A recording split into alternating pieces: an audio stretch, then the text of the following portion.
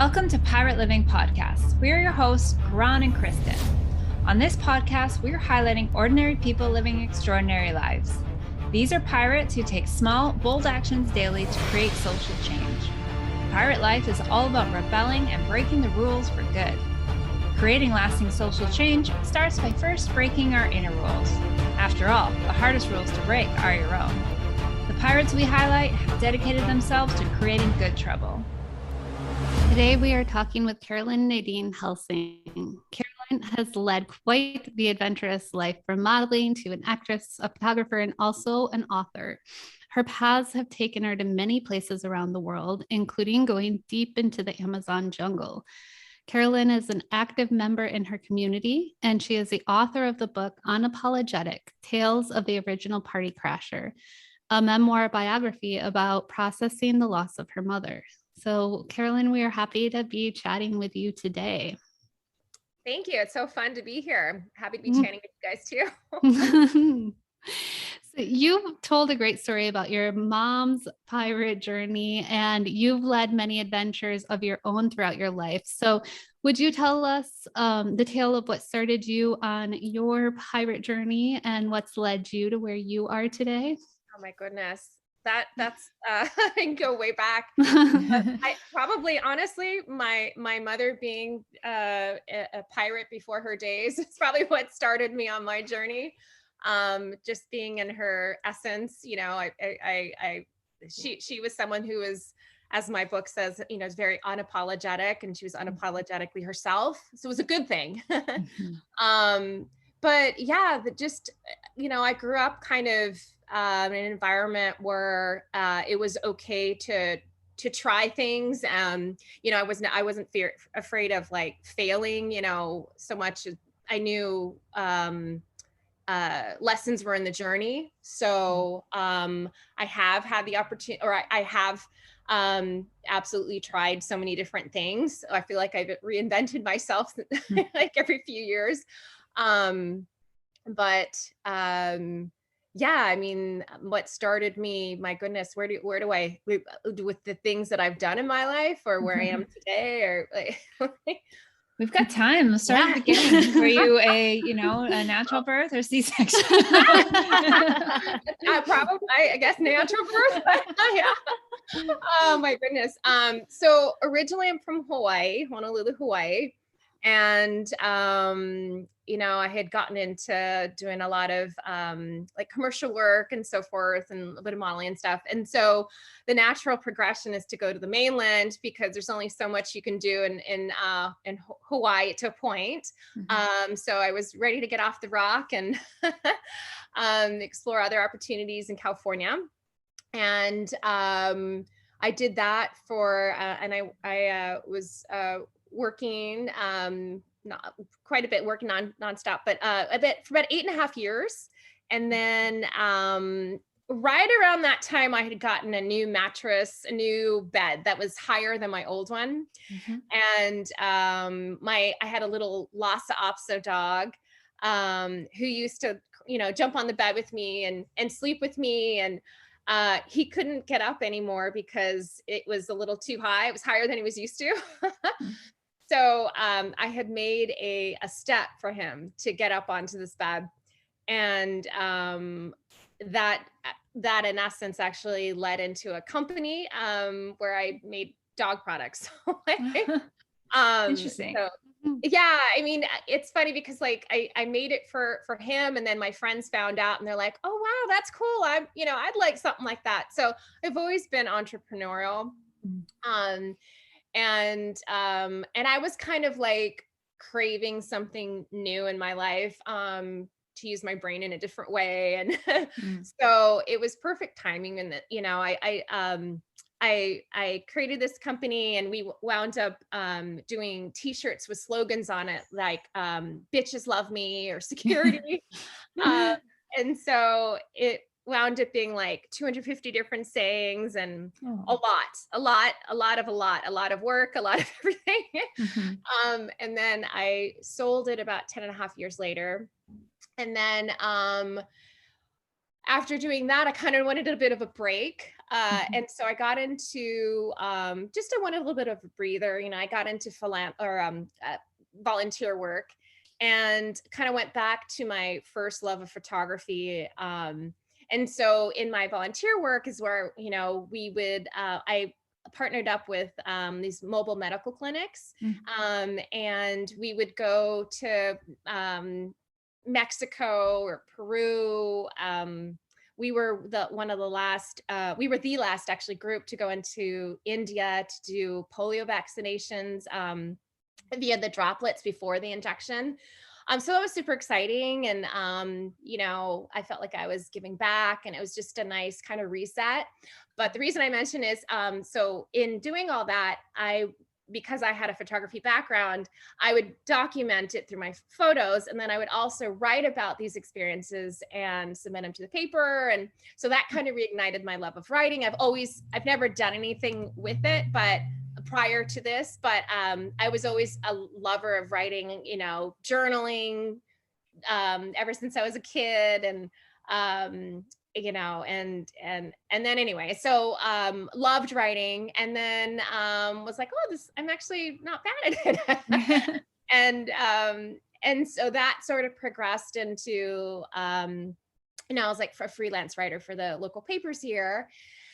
And then bringing us to more recent times, my mother, who was very, very close with, passed away in 2019, actually on January 1st.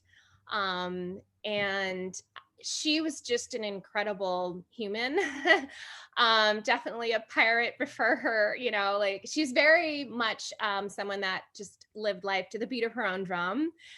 And taught me so many lessons unbeknownst to her. I like to kind of say it. It's not like she was someone that would I don't know, teach me how to like make a perfect bed with hospital corners, or like teach me how to, like help me with my homework. She was more like I learned through observing her. And she had amazing stories, and I had always wanted to tell them and share them. And by the end of 2019 is kind of what I started to do, because for me, writing was therapy. And so it helped me to kind of just make sense of everything that had just happened, that was, I was going through, I was feeling. And then, cut to like, it just became a book.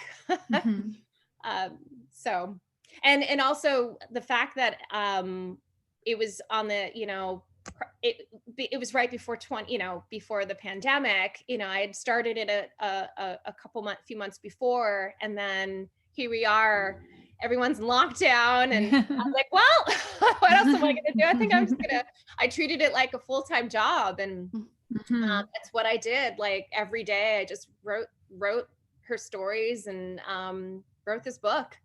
And it was about about a year later is when it was done, and I was able to publish it. It turns out it actually wound up being published on her birthday. Oh, wow. Which was not supposed to happen. It was supposed to be another date, but I always feel like she has a hand in some things. So she definitely have had a lot of signs from her.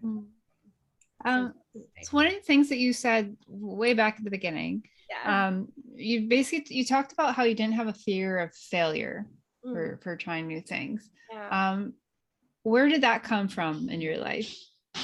Well, I mean, of course you have little, there's fear here and there, but for the most part, I've never had that. Like, I've always been excited about the unknown. And I like challenging myself. So pretty much everything I've ever done, it's not like I've had like training in it, or, I mean, like running a international business, I had that for 10 and a half years, and I didn't go to business school. I was able to sell it, and just I just sort of teach myself. But what started it, I grew up with a lot of love, and my parents and my mother especially was like, they were very encouraging. And I mean, it's like I feel cheesy saying this, but it's like, they would say, like my mother especially would say, you can do anything. And I guess Mhm. I was naive enough to believe it. So I just try things. But I think a lot of it also is in your attitude. I mean, if you think you're gonna fail, then you fail. If Mhm. you think you're gonna succeed, then you succeed. I mean, and it's not that there aren't failures in your life, but if you still hold that vision that you're going to succeed, you eventually get there. It might not be the path that you originally, had laid out for yourself. It could be this windy road, but you're still going to get there. It's just, I believe that. Mhm. So Yeah, it's yeah. funny. Before we started recording, we were talking a little bit about the book Outwitting the Devil by Napoleon Hill. Mhm. And one of the things he talks about in that book is, most of us live out of fear, and that the opposite of fear is faith. Yeah. And what it sounds like is that faith in yourself was kind of instilled in a young age by support from your parents, that you had faith that somehow you would succeed with what you put your mind to rather than living in the fear. Yeah. I mean, I laugh at myself because the things that I get myself into, I'm just like, yes, I can do it. And then I figured out later. I'm in the process of recording an audible version of the book. Mm. And that's pretty funny too, because, like I chose not to go the studio route. I was like, I can do this myself. So I just took our downstairs walk-in closet, and I turned that into basically a studio, mixed studio. And happened to mention it to a neighbor friend of mine, and they're like, oh, we've got these soundproof walls, whatever. So they brought over these like padded like boards. And between that and the clothes, like the acoustics are awesome. So I'm in the process of just kind of like going through edits now. But I don't know. To me, it's just fun to see if I can do it. That's I like that attitude. So did you self-publish your book then too? Or is Yeah. that, yeah. Yeah, I did. I created in a publishing imprint, so then Okay. it's under my own. But yeah, it's through KDP, so Mhm. that's Amazon's. Yeah, and I just saw that you also I published. did. Congratulations. Yeah. Yeah. That is real nice with Amazon, how easy they make that for doing the self-publishing. So yeah, that's super By cool. the time this episode comes out, it'll be the new year, and definitely Kristen's book will be available. So go and buy it. Yeah. And also go buy Caroline. And also Caroline. Oh my gosh. Uh-huh. Yeah. So with the pirate attitude, the pirate life, we like to ask about like, social rebellion. So taking what type of social rebellion are you creating or have you created in your life where you're going against the norm or the status quo? Well, I didn't feel like I needed to graduate from college, let's say, and get a degree in order to do all the things that I've done. I did go to college. I loved college, but because I was interested in so many different things, I would go for a semester and then I'd take off for a semester and I'd work overseas. It's just kind of what I was doing for a few years. And then every time I came back, I guess, I don't know, just being exposed to so many different things, I would change my major, so I was on the 20-year plan. I kind of laugh at that. So, but yeah, so, maybe that I never did anything the traditional route. I even got married later. I was just, I never I was never like, okay, by, this age, I'm going to have, 2.5 children, you know what I mean? And live with and I don't know if is that a good thing or bad thing. I've always been kind of in the moment, in the present, and open to whatever comes. And, does that answer your question? I'm just not being traditional. Yeah. And so like, what are some of the, when you're looking to take on a new project or turn in a new direction, what are some of the like uncomfortable questions that you might ask yourself before you're getting started with something? Before taking on a new project? Yeah. Or taking a pivot in your life. Okay. Well, you know, there's the normal, how am I going to do this? And there's the normal, can I do this? You know, I mean, it's not that I don't feel that, but then I go, okay, let's figure this out and see if I can do this. And so I'm a big researcher. I'm a big, you know, like I'll Google's your friend, you know, like just a lot of information on how to things can be found on that online. And then also I have a wide variety of friends, so I have no problems like calling and asking, you know, questions, and you know, you'd be surprised, people love to help if they can, you know, and yeah, that's what I do. Sounds like you have a pirate crew that you've built I up. have a pirate. Well, I think we all do if we're open to it. You know, I mean, there are days where, you know, I'm sure people feel like alone or whatever, but if they sit and think about it, it's like, no, you know, that person knows a little, and you know, who knows, maybe that person knows somebody, or you know, you got your pirate crew, like there's the you know, at the library, you know what I mean? Like there's, you're never alone without resources. I feel like, but yeah, I'm blessed. I do feel like I have some good people around me that, you know, good friends and good pirate crews. I like that. That's a good term. Well, and I like that because one of the, basically what you were saying, one of the hardest questions is just asking for help when you need it. Right. We often just isolate ourselves and think that we have to do things alone rather than, you know, two heads like these two are often better than one, right? Like we can put our minds together and come up with solutions to the problems that alone we can't necessarily, or, you know, it's harder when you're alone. So I like the fact that just asking for help is one of those hard questions. Community is huge. And actually it's, you just reminded me, when I was writing the book, what actually helped me stay on track was a community of women that we had created a writers group just before the pandemic. It was the beginning of the year, end of last year, or the beginning or end of 2019. Let's see, when I had taken a memoir class in November, December.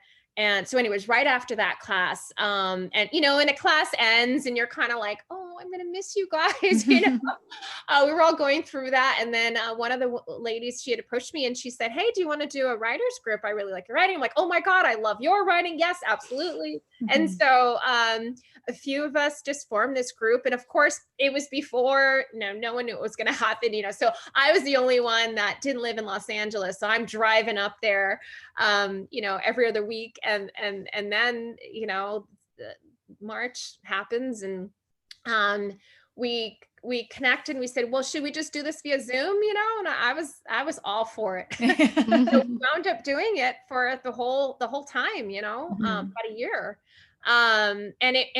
We met weekly. We met every Saturday, and I felt like that just knowing that I had a group of women who were waiting to, you know, waiting to see something from me, and vice versa. We were all, you know, we all submitted something, and we just gave each other feedback, and it was like a nice support. And you know, you just to get feedback from others is to me valuable. So yeah, that helped me kind of just feel accountable, you know, and it instead of, because it's so easy, you know, oh yeah, I have this project, I'm going to do this, and then shiny object. You know, so it was really nice for me to not have the distractions. That's the silver lining of, you know, the pandemic for me. It just lockdown, being home, and then having my writers group, really. Yeah. So yeah, I mean, those are some bold actions definitely that you've taken. But can you tell us about some other bold actions that you may have taken in order to get you where you are today? Yeah. So I have a funny story. I used to be, I still am in some way, like kind of, I have my ridiculous fear. So I have like this fear of being out in the middle of nowhere. And I can trace it back to, I feel like I gave you these long answers. Go for it. We have time. Do it. So when I was in Los Angeles, you know, and you know, working as an actor and stuff, you know, you have these late night classes. I had these late night acting classes. And so I wound up getting drinking like Red Bull just to keep me up. And then like I would have another one. And so I just had a lot of caffeine during a course period of my life. And I wound up getting developing these like my heart would start racing. And you know, I'm like, oh my God, what's wrong with my heart? And I realized it was just like diet related. I was just having way too much caffeine. But it happened on a plane coming back from Europe to go back to the States. And I having like this heart racing and then knowing I was above water, you know, like we couldn't land if something happened, made it even worse. So then I was giving myself an anxiety attack because that was almost like that on top of, so anyway, so that I had always associated with kind of like being, you know, like long drives through a desert or, you know, like what if something happens kind of thing. So the reason I mentioned is part of the things that like I feel like I try to attack the things that scare me. And so that one of the volunteer missions where I agreed to go into the Amazon, it was just me and 3 other people, and we were deep in there. And I was like, I was so proud of myself that I did it, because I knew that it's like years prior, I probably would never have done it because I would have been too scared and I would have missed out on this, you know, most incredible experience. But I did it. You know, whatever you have to do to trick your mind or you know, like tell yourself it's, you know, it's, I knew that I was the one that was causing my fears. You know what I mean? I knew that I was healthy and, you know, we were safe and all this stuff. So I knew that if it was me that was like getting in my head, I knew that I was the only one that could get out of my head. Does that make sense? So I knew it was an inside job. So yeah. So I was proud that I was able to get over that. I used to have a fear of heights, so I went skydiving, things like that. Yeah. Yeah. So. Those are some bold actions to face those fears for sure. What actually led you into the Amazon jungle? What were you doing? So I got involved with Rotary, the Rotary group. So it's kind of, yeah. So, and then I wound up, like I said, you know, working with, this mobile medical clinics, and, we would go to, Mexico often. There would be clinics in California as well. But they were, primarily, dental clinics. So I am not a dentist. I don't, you know, but there's a lot that you could, you know, so there's still things that, you know, non-dentists could do. And so, and primarily a lot of the things that I was doing was also documenting. But, you know, you hand out toothbrushes or whatever, there's always something that, you know, and then I wound up, you know, gosh, part of the things that one of the things that we did in the Amazon was, we would teach, you know, proper dental hygiene, and, you know, in other parts of Peru, we would hand out, my gosh,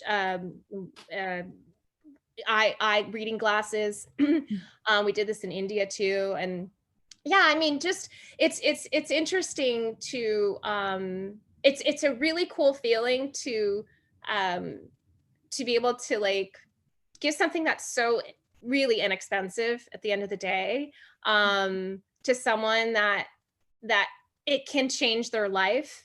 You know, I mean, like, I just think it's pretty cool. So, but yeah, so I'd say those things. What was it that drew you to like want to be of service? You know? Well, I I'm pretty grateful for the life that I have. And I feel like just giving back is all you can do. Also, like when you're down too, I think when you help others, it makes you feel better as well. Mhm. Um, Definitely. yeah. So, but it was primarily after when I sold the company, and it's really when I got deep into it. So yeah, yeah. And then, once you see like the things that the actions that you take, and how that changes people around you, um it's addicting. Hmm. And it's becomes this thing that's larger than yourself. Um so coming from an acting back, a lot of it's in that industry, it's like all about you, and you know what I mean? Like, it's just nice to get out of yourself and like focus on others. Mhm. So yeah, I was just drawn. Yeah. But Yeah. It sounds like you had a lot of adventures along the way. yeah, yeah. Yeah. So I want to hear more about your book as well. And yeah, I read a little what I could on Amazon, and I was crying a little bit as I was reading it. So I'm looking forward to having the copy so I can read it all. But yeah, what do you tell us some about your book and what led you to writing it? Yeah. Well, so what led me to writing it was, I mean, I would easily just say my mother, but so okay. When my mother before my when my mother passed, we all kind of realized she didn't really leave an after death plan. I mean, we didn't know. I mean, she didn't say I wanted to be cremated, or I want to, I want to be buried here. Um, so what happened was I actually drew from some of the things that she had said in passing, where she said, "When I die, I want my ashes spread across Bergdorf Goodman." And eh, I don't know if you're familiar with New York City. Bergdorf is a very high-end department store in New York. Mhm. And my mother was very much like a Moira from Schitt's Creek, like just kind of over the top, just like, so part of it was like, is she kidding? I don't know. But I mean, when I sat with it, it basically just inspired me to take her back to all of her favorite places. And that was really the perfect tribute to her.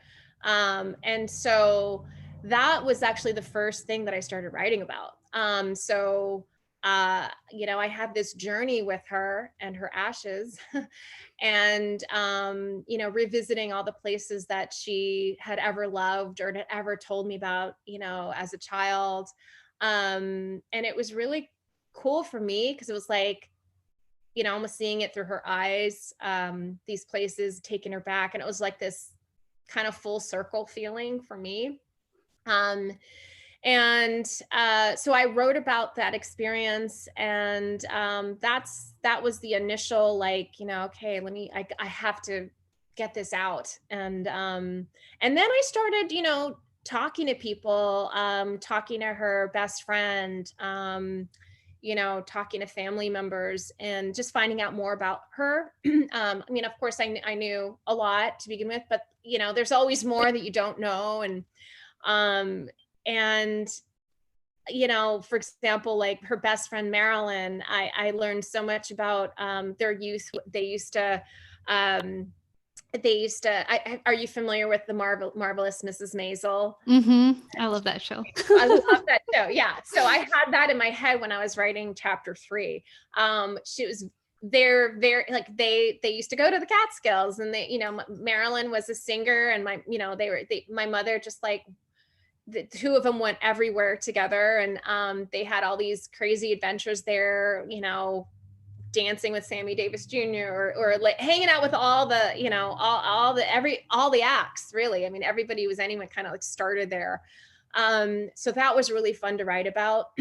But also I had known, so the part of the, the subtitles, Tales of the Original Party Crashers. So my mom in her youth was very good friends with Ron Galella, who was the original paparazzi. He's the guy that he shot everyone. He shot that famous photograph of Jackie O, that black and white, when her hair is like kind of in her face, walking across the street. I don't know if you're familiar with that, but so he shot her, he shot Brando. I mean, he was Andy Warhol's favorite photographer. So when he was just starting out, the two of them were very good friends, and he would find out about these movie premieres in New York City. And, he would tell my mother about them, and they would go together, and and they would, in all intents purposes, they would crash these parties. And she'd hide his camera under the table, and kind of they would like help each other get in. And I jokingly say they're like a Bonnie and Clyde team of party crashing. Well, the only shooting was by a photographer and his camera, but they were a good team. And just there were so many stories for me to like share. So my mother was written up in the New York Times, not the New York Times, I'm sorry, the New York Post. They gave her a nickname, Harlow. Because they had basically said, we have a new party crasher on the scene or whatever. And, they said all this stuff about her, and then they gave a nickname. They said, we call her Harlow, after Jean Harlow, because she loved to, she was a blonde her whole life, but not she dyed her hair.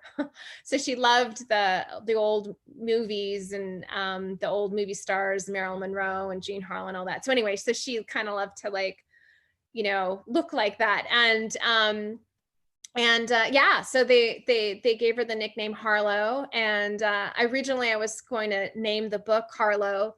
But when I was finished with the book, I was talking with one of my friends who had written into the book, one of my old roommates. And we were talking about how, my mom was so unapologetically herself, and, reminiscing about her and stuff. And my friend was like, oh my God, Caroline, that's what you have to call it. You have to call it unapologetic. So she was actually the reason that the book is called Unapologetic. She gave me that suggestion. The more I sat with that title, it felt right. It resonated with me. So, yeah. There's something in that, like being unapologetic too, that offers freedom to all of those around you. And it sounds like with her being unapologetic, it offered you a freedom in your life as you were growing up too. So you got such a great experience from her being unapologetically herself. I think so. Yeah. Thank you. Yeah. Yeah.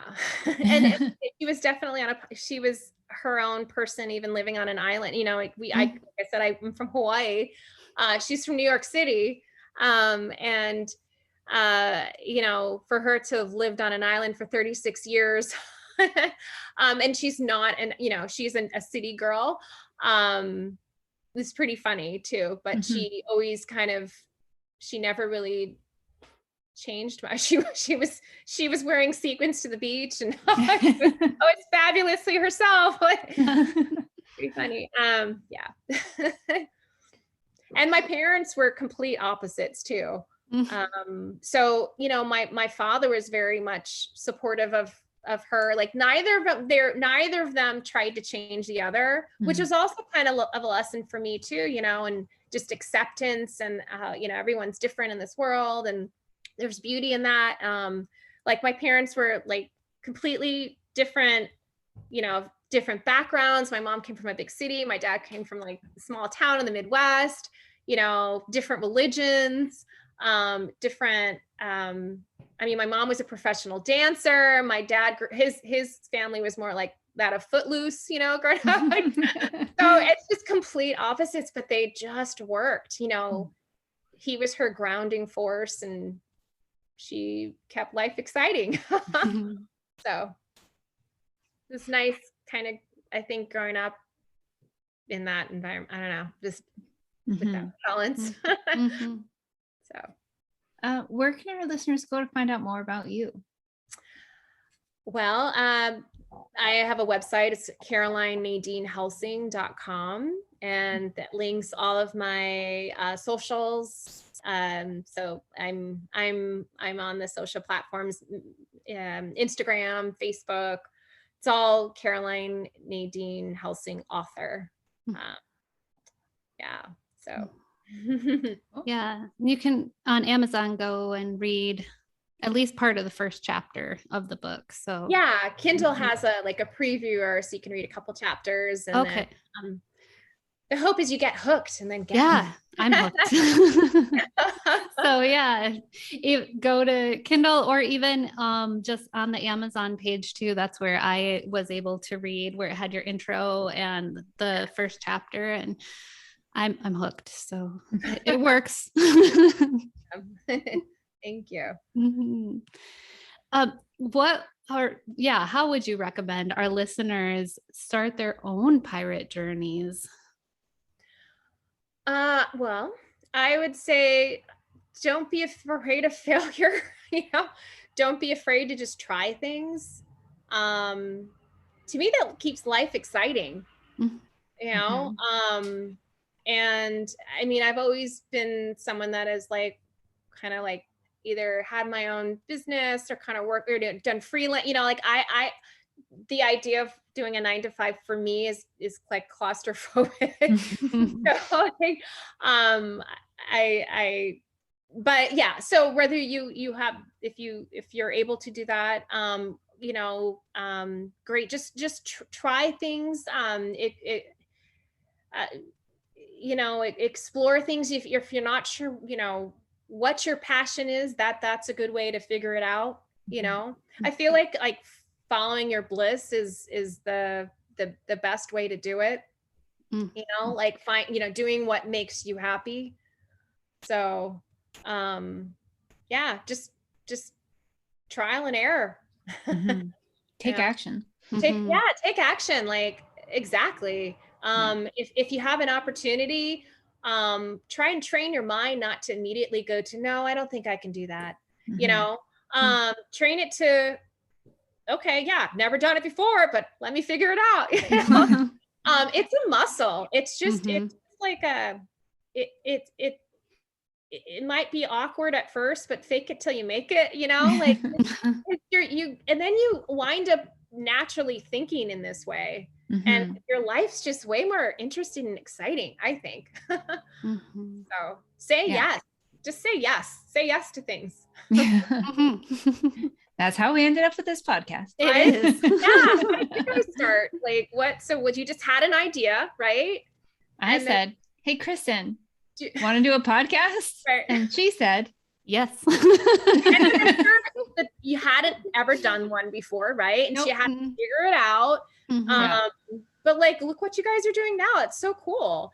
And you get to meet all these different people, and you're learning things, and you're giving back to the world, and that's awesome. Because you could have easily been like, oh yeah, it'd be really cool to start a podcast, but I don't know how to do it, so oh well, I'm not, you know what I mean? Absolutely. It's common. So good for you guys. That's awesome. Yeah. And we did exactly what you talked about. We reached out to our friends who had podcasts, hey, help.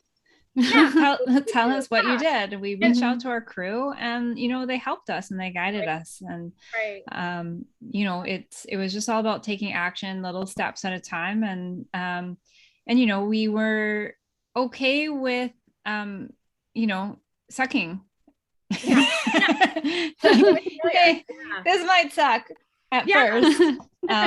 And as we get the reps in, we'll get better. Everyone's been there, and it's like, you look at successful people, there's not one person that hasn't failed. They just don't stay in that failure. It's like, maybe you have many failures along the way, but if you want something bad enough, there's just temporary defeats, not complete failure. It teaches you. One of the podcast that just came out this week with our guest. Her name's Akara. She said, one of my favorite quotes I've taken from her is make mistakes freely. And I was like, I love that. I absolutely adore that. Mm-hmm. Yeah. As a recovering perfectionist, you know, you're so afraid to make a mistake or being anything less than perfect. Right. So to take that on and be like, no, it's okay. It's okay if I suck and if I make mistakes and I learn, and then you grow from it. So I love that. It's true.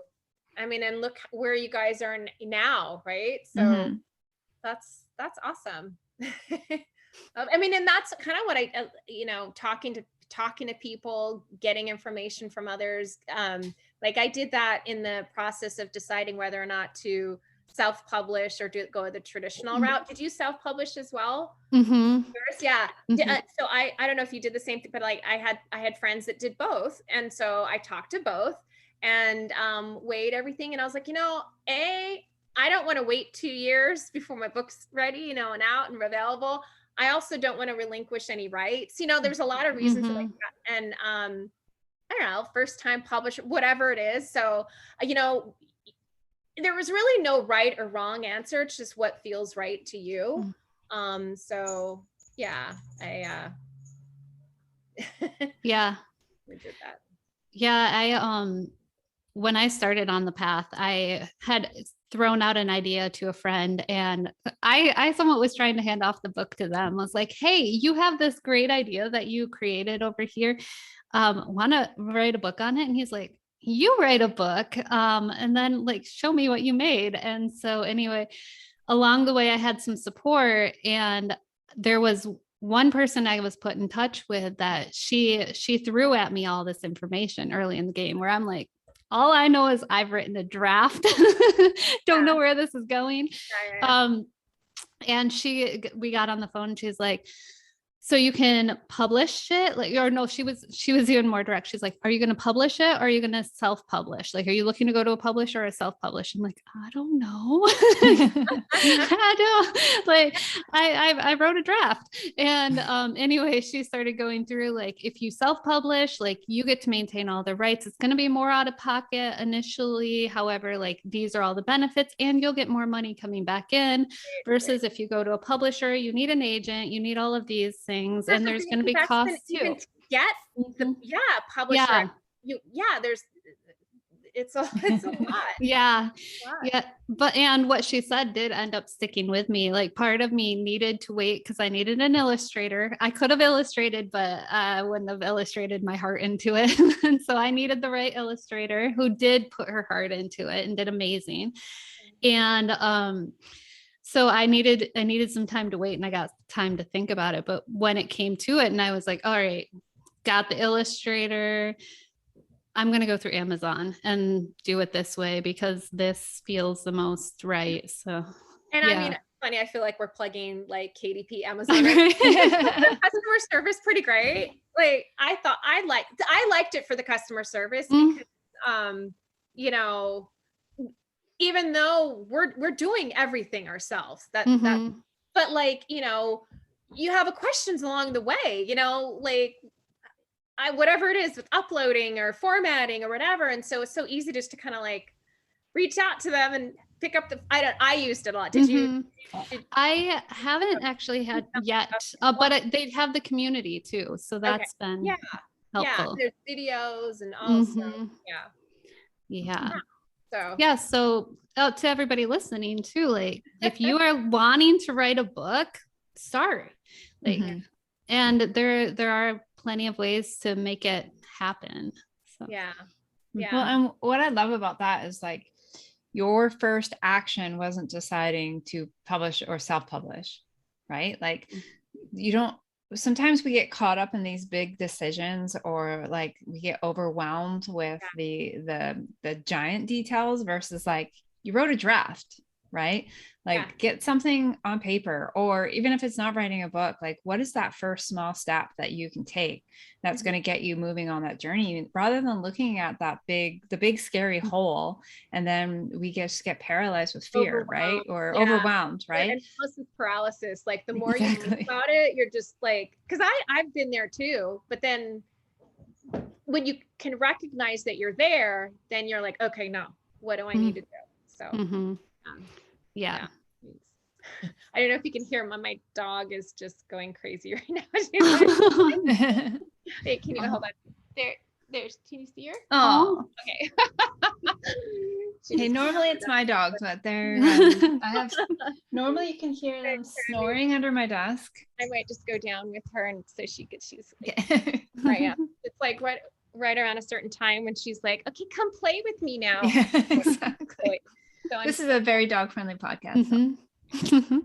she always likes the photobomb and Oh my goodness. Oh, it's so cute. So now if you're listening to this, you have to go and watch it on YouTube to see the puppy. Oh God, no. Like the one time I'm wearing my glasses too. I swear, I was telling them, I'm trying to find like no backlight. Y'all are seeing my whole place here. Okay.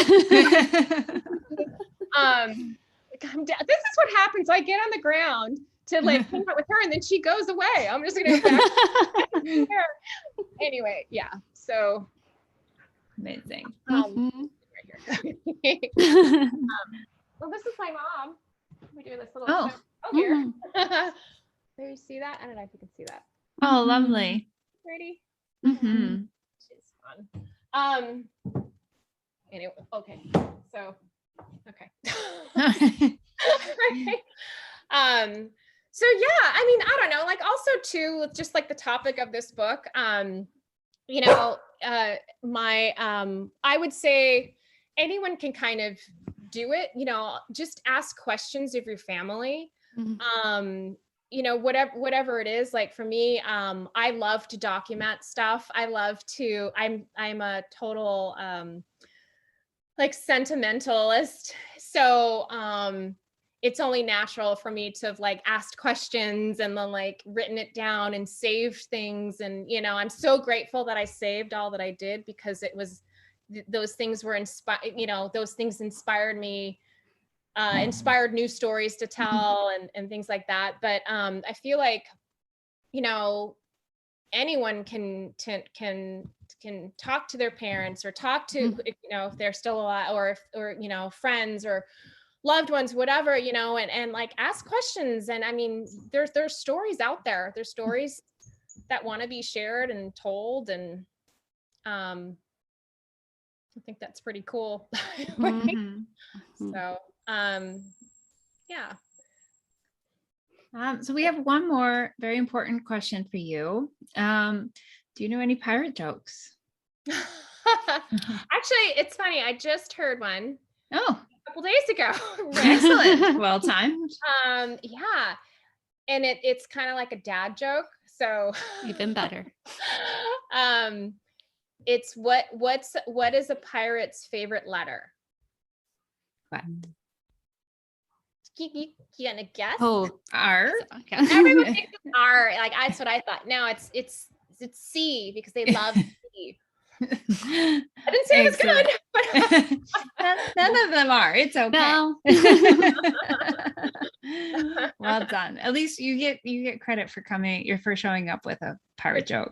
Right. For Do you sure. guys have a pirate joke? You probably heard so many. What's one of your favorites? So we have this one that we prepare with a joke, and this one's been getting passed from week to week because people have been bringing their own jokes. Okay. So are you ready? Is it a long one?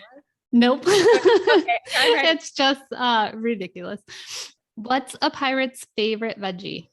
Least favorite veggie. Sorry. What's a pirate? I don't know what their favorite one is. What's their least favorite veggie? Veggie. I don't know. What? Leeks. Oh. I feel like we've been sitting on that one for like a month. It had to be told today. It did. You can add it to my arsenal too. So Well, thank you so much for coming on and chatting with us. It's been lovely getting to know you and getting to know a little bit about your mom. Mm-hmm. Thank you. Fun. It's fun to talk with you ladies. Thank you for listening to Pirate Living Podcast. If you enjoyed listening to this episode, make sure to like and subscribe to our podcast. And follow us on Instagram at Pirate Living Podcast to keep up on the latest community news and find out about our coaching programs. And until next time, keep creating good trouble. It's rock and roll, guys. There are no rules. This one goes to 11.